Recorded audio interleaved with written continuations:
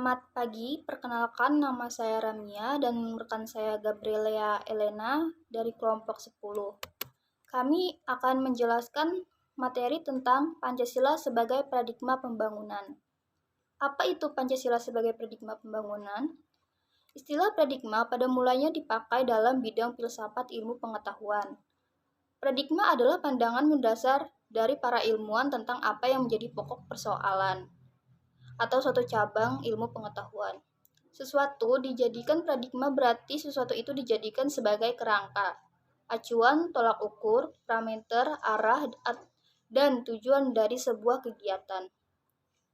Pancasila sebagai paradigma artinya nilai-nilai dasar Pancasila sebagai normatif menjadi langkah kerangka acuan dan tolak ukur segenap aspek pembangunan nasional yang dijadikan di Indonesia. Hal ini sebagai konsekuensi atas pengakuan dan penerimaan bangsa Indonesia dan Pancasila sebagai dasar negara dan ideologi nasional.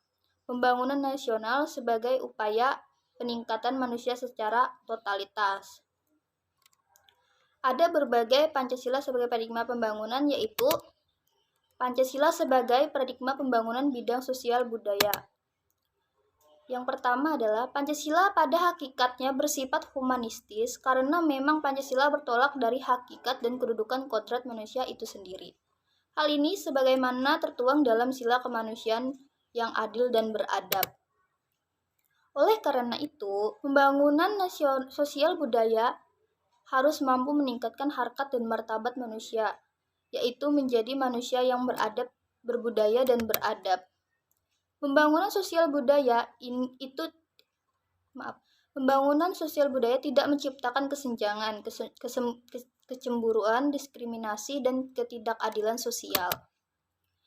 Paradigma baru dalam pembangunan nasional berupa paradigma pembangunan berkelanjutan yang dalam perencanaan dan pelaksanaannya perlu diselenggarakan dengan menghormati hak budaya komuniti-komuniti yang terlibat, di samping hak negara untuk mengatur kehidupan berbangsa dan hak asasi individu secara berimbangan.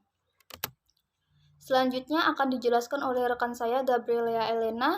Sekian, terima kasih.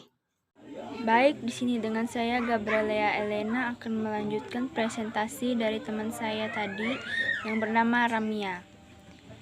Di sini saya akan menjelaskan Pancasila sebagai paradigma pembangunan bidang iptek. Dalam sila pertama, Pancasila pembangunan iptek dimaknai sebagai bentuk syukur pemberian akal oleh Yang Maha Esa, sehingga dalam proses pengembangan iptek tidak dibuat untuk mencederai keyakinan umat beragama. Dalam sila kedua Pancasila, pengembangan iptek harus dengan cara-cara yang berkeperi kemanusiaan dan tidak merugikan manusia individual maupun untuk manusia yang sekarang maupun yang akan datang, agar bisa mensejahterakan manusia. Dalam sila ketiga, Pancasila pengembangan iptek ditujukan untuk seluruh tanah air dan bangsa secara merata. Selain itu, sila juga memberikan kesadaran bahwa rasa nasionalisme bangsa Indonesia dapat meningkat dengan adanya kemajuan iptek. Sila keempat Pancasila ini menekankan agar membuka kesempatan yang sama bagi semua warga untuk mengembangkan iptek dan merasakan hasilnya sesuai kemampuan dan keperluan masing-masing, sehingga tidak terjadi monopoli iptek. Dan yang terakhir, kemudian sila kelima Pancasila pengembangan iptek harus didasarkan pada keseimbangan dan keadilan dalam kehidupan kemanusiaan. C. Pancasila sebagai paradigma pembangunan kehidupan beragama. Pada proses reformasi dewasa ini, di beberapa wilayah Indonesia terjadi konflik sosial yang bersumber pada SARA, terutama bersumber pada masalah agama.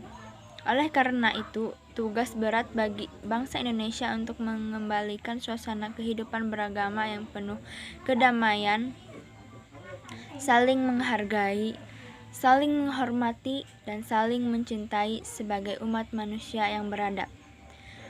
Negara memberi kebebasan kepada warganya untuk memeluk agama serta menjalankan ibadah sesuai agama dan kepercayaan masing-masing. Oleh karena itu, kehidupan beragama dalam negara Indonesia dewasa ini harus dikembangkan ke arah terciptanya kehidupan bersama yang penuh toleransi, saling menghargai berdasarkan nilai kemanusiaan yang beradab. Sekian presentasi dari kelompok kami. Mohon maaf jika ada kesalahan dalam bertutur kata. Terima kasih.